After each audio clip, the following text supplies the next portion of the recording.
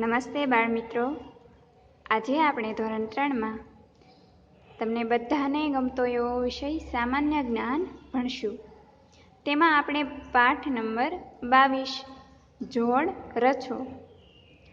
હવે તમને બધાને જોડકા જોડતા આવડી ગયું છે, જોડ બનાવતા પણ આવડી ગયું છે, કારણ કે આપણે આગળના પાઠમાં પણ જોડ બનાવતા શીખી ગયા છીએ. તો આ પાઠમાં પણ એવું જ કંઈક છે. એક બાજુ તમને ચિત્રો આપેલા છે, જેમ કે ધનુષ, પેન્સિલ, તલવાર, પતંગ, પીસી. તો આ બાજુ તમને તેની સાથે બંધ બેસતા ચિત્રો આપેલા છે. તો જેની સાથે જે ચિત્ર બંધ બેસતું હોય તે અહીં નીચે ખાનામાં આપેલું છે તે મુજબ જોડ રચવાની છે. તો પહેલું ચિત્ર શેનું આપેલું છે? તો કે ધનુષનું. તો ધનુષ સાથે શું આવશે? તો કે બાણ. તો શું લખવાનું? તો કે ઘ. તો પહેલા સાથે શું આવશે? ઘ. ત્યારબાદ બીજું ચિત્ર શેનું આપેલું છે? તો કે પેન્સિલનું. તો પેન્સિલ સાથે શું આવશે? તો પેન્સિલ સાથે આવશે, આ ચિત્રમાં જુઓ તમે, ઇરેઝર એટલે કે છેક રબર. તો તેમાં આવશે જ. તો તમારે અહીં જોડ બનાવવાની છે, બીજામાં આવશે જ. ત્યારબાદ ત્રીજું ચિત્ર આપેલું છે તલવારનું. તો તલવાર સાથે શું આવે? તો ચિત્રમાં જુઓ,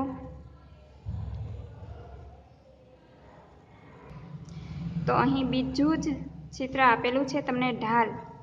તો તેમાં આવશે ખ. ત્યારબાદ આગળ જોઈએ, ચોથું ચિત્ર આપેલું છે પતંગનું. તો પતંગ સાથે શું આવશે? તો ચિત્રમાં જુઓ, પતંગ સાથે બંધ બેસતું ચિત્ર કયું છે? તો કે ઠ. ફિરકી આવશે ને? તો ચોથામાં આવશે ઠ. ત્યારબાદ પાંચમું ચિત્ર આપેલું છે પાંચમું ચિત્ર છે પીંછીનું. તો તેની સાથે શું આવશે? ચિત્રમાં જુઓ, તો આ આવશે, આ શું છે? કલરનો ડબ્બો છે ને? તો તેમાં આવશે ક.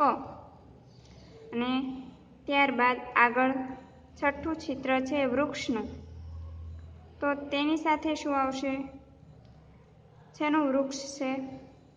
તો ચિત્રમાં જુઓ, અહીં વડનું પર્ણ આપેલું છે, તો તેમાં આવશે જ. છઠ્ઠામાં આવશે જ. હવે ત્યારબાદ સાતમું, ટપાલ આપેલી છે, ટપાલનું ચિત્ર છે આ. ટપાલ સાથે આમાંથી કયું બંધ બેસે છે? તો કે આ ચિત્ર, ટપાલ પેટી. તો તેની સાથે આવશે ગ. ત્યારબાદ આઠમું ચિત્ર છે માળો છે, અને તેની અંદર ઈંડા દર્શાવેલા છે. તો માળા સાથે કયું ચિત્ર બંધ બેસશે? તો કે છકલીનું. તો તેમાં આવશે ટ. હવે આગળ જોઈએ, નવમું ચિત્ર આપેલું છે બલ્બનું. તો તેની સાથે કયું આમાંથી બંધ બેસે છે? બલ્બ સાથે.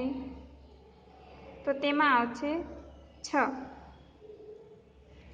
ત્યારબાદ 10મું ચિત્ર આપેલું છે એક્સેલનું. બોલ ફિટ કરવા માટે જે વપરાય છે તે. તો આમાંથી કયું ચિત્ર આની સાથે બંધ બેસે છે? તો કે આ બોલનું. તો તેમાં આવશે છ, છકલીનો છ. તો આ રીતે જોડકા બનાવવાના છે. સમજાઈ ગયું? અહીં આપણે આપણો 22મો પાઠ જોડ રચો તે પૂરો કરીએ છીએ. અને આગળનો પાઠ છે 23મો, વર્ગ અને નામ શોધો. હવે તમને કોઈ એક વર્ગના નામ શોધવાના કે કોઈ વર્ગના નામ કે જેમ કે દાખલા તરીકે કોઈ ઘણા બધા વિદ્યાર્થીઓ છે, ઘણા બધા છોકરાઓ છે, જેમ કે જયદીપ, ગોપાલ, દેવર્ષિ, એમ અલગ અલગ નામવાળા વિદ્યાર્થીઓ છે, છોકરાઓ છે, તો આપણે તેને શું કહેશું? તો કે છોકરાઓ. અને છોકરીઓના નામ હશે, જેમ કે કિંજલ છે, રીના છે, તો તેને આપણે શું કહેશું? તેના વર્ગને શું કહેશું? તો કે છોકરીઓ છે. તો તેમજ અહીં અલગ અલગ શાકભાજી છે, અનાજ છે, ફૂલ છે, પછી ફળ છે, પક્ષીઓ છે, તેના વર્ગ આપેલા છે. ત્યાં એક તમને સરસ મજાનું બોક્સ આપેલું છે, તેમાંથી શોધીને લખવાનું છે. તો તેમાં પહેલું છે મગ, તુવેર, ચણા, વટાણા. તો આ બધા શેમાં આવશે? આ જે નામ આપેલા છે મેં, એ બધા શેમાં આવશે? મગ શું છે? કઠોળ છે. તુવેર શું છે? તો કે કઠોળ છે. પછી ચણા, વટાણા, આ બધા શેમાં આવશે? તો કે કઠોળમાં. તો અહીં ખાલી જગ્યામાં લખવાનું છે કઠોળ. ત્યારબાદ બીજું છે ભારત, રશિયા, જાપાન, શ્રીલંકા. આ બધા નામ શેના છે? તો કે દેશના. ભારત એક દેશ છે, રશિયા પણ દેશ છે, જાપાન પણ અને શ્રીલંકા પણ. તો આ બધા નામનો આ બધા શેનો વર્ગ છે? આ બધા હું જે નામ બોલી તેનો વર્ગ શેનો છે? તો કે દેશો. આ બધા દેશો છે. ત્યારબાદ ત્રીજું છે નવી દિલ્હી, શ્રીનગર, ભોપાલ, બેંગલુરુ. તો આ બધા નામ શેના છે? તો કે આ બધા તો શહેરો છે. તો આમાં આવશે શહેરો. ત્યારબાદ આગળ જોઈએ ચોથું, સફરજન, કેરી, દ્રાક્ષ, ચીકુ. તો આ બધા શેમાં આવશે? તો કે સફરજન તો ફળ છે, કેરી પણ એક ફળ છે, અને દ્રાક્ષ પણ, અને ચીકુ પણ. તો એ બધા આવશે ફળમાં. ત્યારબાદ પાંચમું, ગુલાબ, જેસ્મીન, કમળ, સૂર્યમુખી. આ બધા નામ શેના છે? તો કે ફૂલના. તો ખાલી જગ્યામાં આવશે ફૂલ. ત્યારબાદ છઠ્ઠું છે ઘઉં, ચોખા, મકાઈ, બાજરી. તો આ બધા નામ શેમાં આવશે? આ બધા ઘઉં શું છે? તો કે અનાજ છે, ચોખા પણ અનાજમાં આવે છે, મકાઈ પણ અનાજમાં આવે, અને બાજરી પણ અનાજમાં આવે. તો ખાલી જગ્યામાં લખવાનું છે અનાજ. ત્યારબાદ સાતમું, મગફળી છે, તલ છે, કપાસ, સોયાબીન. આ બધા શેમાં આવશે? તો કે આ બધા તેલીબિયા છે. આપણે મગફળીમાંથી તેલ કાઢીએ ને, તલમાંથી તેલ નીકળે, પછી કપાસમાંથી તેલ કઢાવીએ, પછી સોયાબીનમાંથી પણ. તો આ બધા તેલીબિયાના નામ છે. તો ખાલી જગ્યામાં આવશે તેલીબિયા. ત્યારબાદ આઠમું છે મીંદડું, લવારું, ખોલકું, વછેરું. આ બધા શેના નામ છે? તો કે બચ્છાના. તો તેમાં આવશે બચ્છા. ત્યારબાદ નવમું, ગરુડ, પોપટ, છકલી, હંસ. આ બધા શેના નામ છે? તો કે પક્ષીઓના. તો ખાલી જગ્યામાં લખવાનું છે પક્ષીઓ. ત્યારબાદ દસમું છે દેવદાર, સીસમ, સાગ, આંબો. આ બધા શેના નામ છે? તો કે વૃક્ષોના, અલગ અલગ વૃક્ષોના નામ છે. તો ખાલી જગ્યામાં આવશે વૃક્ષો.